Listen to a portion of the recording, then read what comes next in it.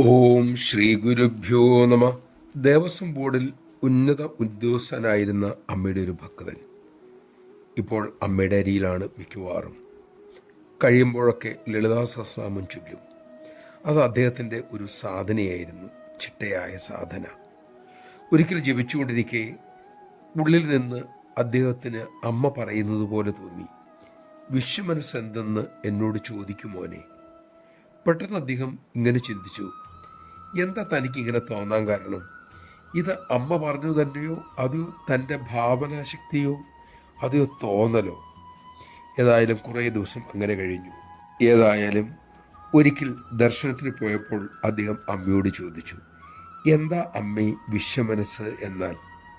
തിളങ്ങുന്ന മിഴികളാൽ തൻ്റെ കുഞ്ഞിനെ നോക്കി വിശ്വമാതാവ് ഉത്സാഹത്തോടെ തിരക്കി, ആരാ നിന്നോട് ഈ ചോദ്യം ചോദിക്കാൻ പറഞ്ഞത്?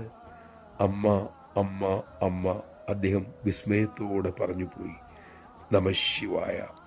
നല്ല ചോദ്യങ്ങൾ, നല്ല കാര്യങ്ങൾ മനസ്സിൽ ഉണർത്തുന്നതും അത് ചോദിപ്പിക്കുന്നതും അത് ചെയ്യിപ്പിക്കുന്നതും അതിൻ്റെ ഫലം തരുന്നതും കാരുണ്യമൂർത്തിയായ നമ്മുടെ അമ്മ തന്നെ. സത്യം ജപത്തിലൂടെ സാക്ഷാത്കരിക്കാൻ നമുക്ക് സാധിക്കട്ടെ. അമ്മയ്ക്ക് ഇരിക്കത്തക്ക വിധം നമ്മുടെ ഹൃദയം ശുദ്ധമാക്കി വയ്ക്കാൻ നമുക്ക് യത്നിക്കാം.